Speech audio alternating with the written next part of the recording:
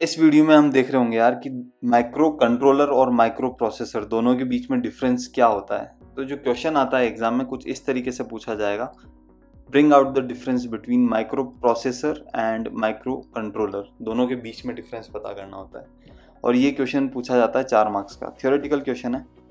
तो हम देखते हैं सबसे पहली चीज़, अगर हम सिंपल बात करें तो माइक्रो प्रोसेसर और माइक्रो कंट्रोलर इन दोनों के अंदर एज सच कोई बड़ा फ़र्क नहीं होता, ठीक है ना। हम अगर बोले तो ज़्यादा बड़ा फ़र्क नहीं होता, लेकिन हाँ फ़र्क होता ही है।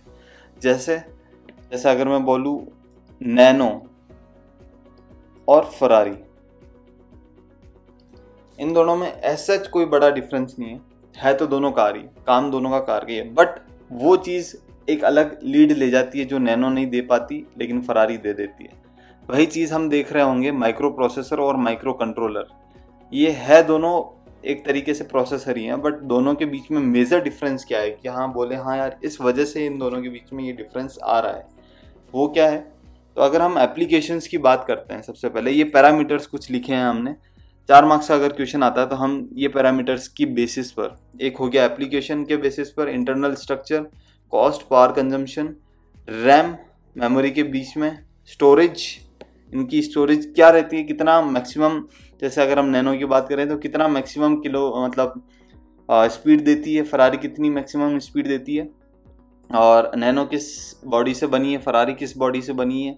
ये छोटी छोटी चीज़ें जो है वो उसको आगे ले जाती है। इसके इंजन कितने हॉर्स पावर का है, नैनो के इंजन कितना हॉर्स पावर का है।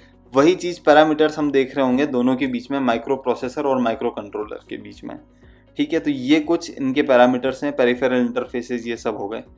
तो अगर हम बात करें एप्लीकेशंस की, तो माइक्रो प्रोसेसर जो होते हैं वो क्या काम में आते हैं, प्रोसेसर कहाँ लगे होते हैं। अगर प्रोसेसर्स की बात करें तो ये हमारे लगे होते हैं लैपटॉप और मोबाइल फ़ोन्स की बात। अगर मैंने बताया था एम्बेडेड सिस्टम्स के अंदर कि ये एम्बेडेड सिस्टम नहीं होते, ये क्या होता है जनरल पर्पस कंप्यूटर्स होते हैं, जो लैपटॉप हो गए हमारे या फिर मोबाइल फ़ोन हो गए, इसके अंदर माइक्रो प्रोसेसर लगे हुए होते हैं। माइक्रो प्रोसेसर क्या करता है, उनकी एप्लीकेशंस हो गई कि आप बहुत सारे काम कर सकते हो एक ही चीज़ से, बहुत सारे काम, जैसे कि we can use it and gaming के अंदर यूज़ में ले सकते हैं, वेब ब्राउजिंग कर सकते हैं, ठीक है, और क्या डॉक्यूमेंट क्रिएट कर सकते हैं, ठीक है, वीडियो रिकॉर्ड कर सकते हैं, ठीक है, वीडियो रिकॉर्ड,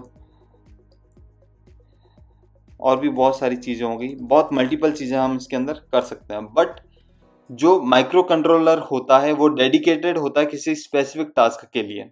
माइक्रो कंट्रोलर क्या होता है, dedicated for specific task. Specific task मतलब क्या, जैसे मैंने एम्बेडेड सिस्टम्स के अंदर बताया था आपको कि यार जो लेट से डीएसएलआर हो गया, तो डीएसएलआर सिर्फ फोटो खींच सकता है, वॉशिंग मशीन हो गई तो वो सिर्फ कपड़े धो सकती है, उसका और कुछ काम नहीं होता, कैलकुलेटर हो गया तो सिर्फ कैलकुलेशन कर सकता है, उसके अलावा उसका और कुछ काम नहीं है। तो ये क्या होता है, डेडिकेटेड फॉर स्पेसिफिक टास्क, किसी स्पेसिफिक टास्क के लिए डेडिकेटेड किया जाता है। जैसे कि हो गया हमारा कैमरा, डीएसएलआर जो होता है, ठीक है, वॉशिंग मशीन हो गई, कैलकुलेटर्स हो गए, वॉशिंग मशीन, कैलकुलेटर हो गए, ठीक है, कैलकुलेटर एटसेट्रा।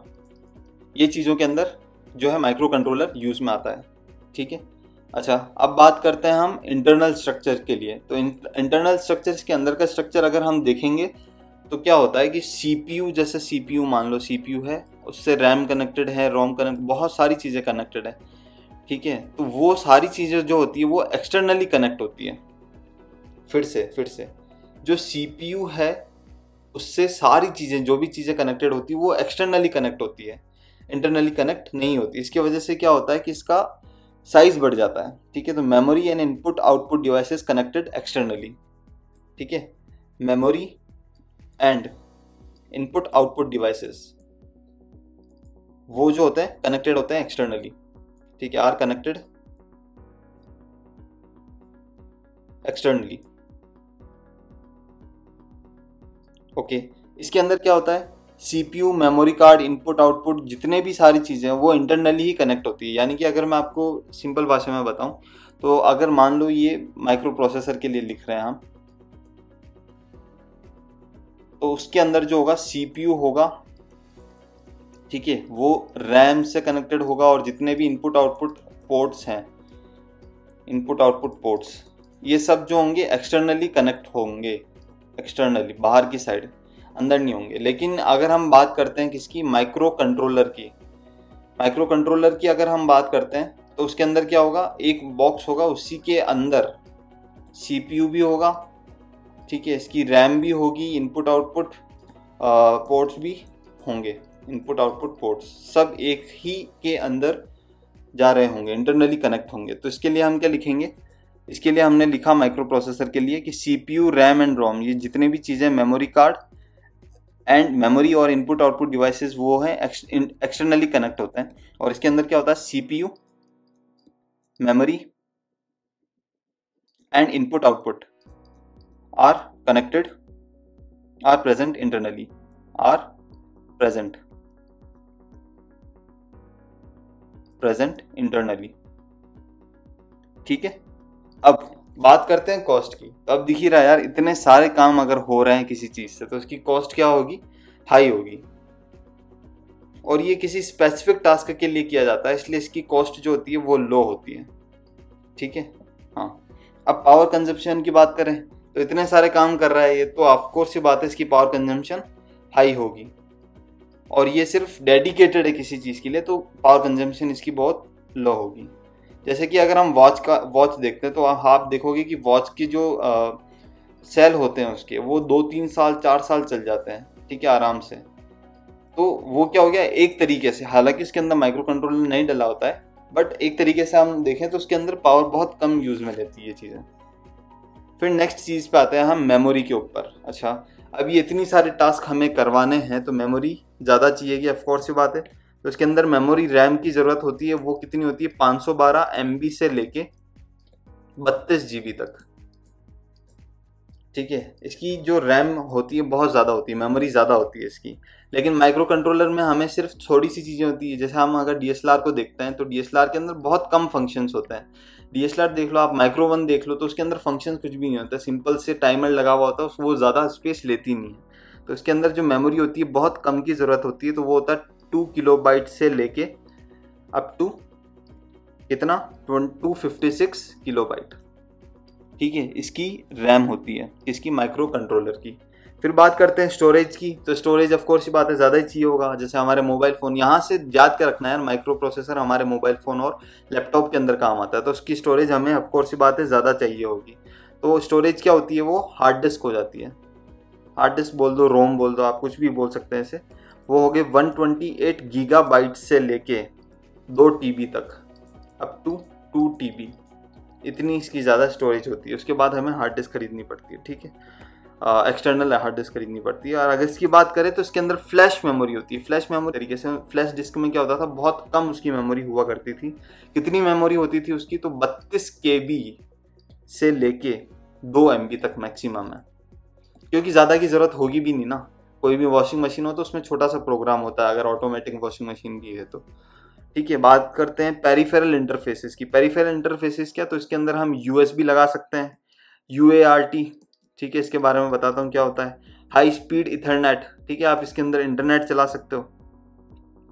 इथरनेट जो हम लगाते हैं इसके अंदर, ठीक है, इसके अंदर क्या होता है, UART लगा रखा होता है। I2C होता है, I2C बोलते हैं इसको, I2C नहीं बोलते, I2C और SPI, ये इसके पेरिफेरल इंटरफेसेस होते हैं। अब इनका क्या मतलब होता है, ये UART हो गया या फिर क्या कहते हैं, I2C हो गया, SPI हो गया। तो इनका मतलब होता है, ये जो SPI होता है इसकी फुल फॉर्म होती है सीरियल पेरिफेरल इंटरफेस।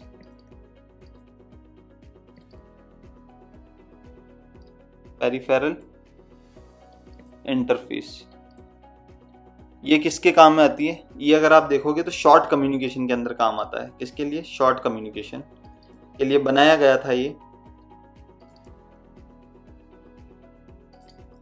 UART जो होता है इसकी फुल फॉर्म होती है यूनिवर्सल एसिंक्रोनस रिसीवर और ट्रांसमीटर।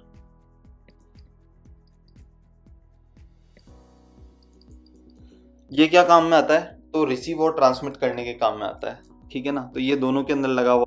और ये जो I2C होता है, ये होता है सीरियल कम्युनिकेशन बस। इसके बारे में आप और देख सकते हो विकिपीडिया के ऊपर। सीरियल कम्युनिकेशन बस होता है।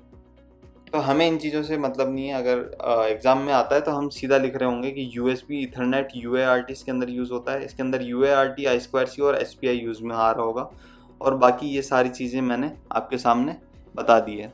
ठीक है, तो ये रहा difference between micro processor and micro controller. I hope you like the video.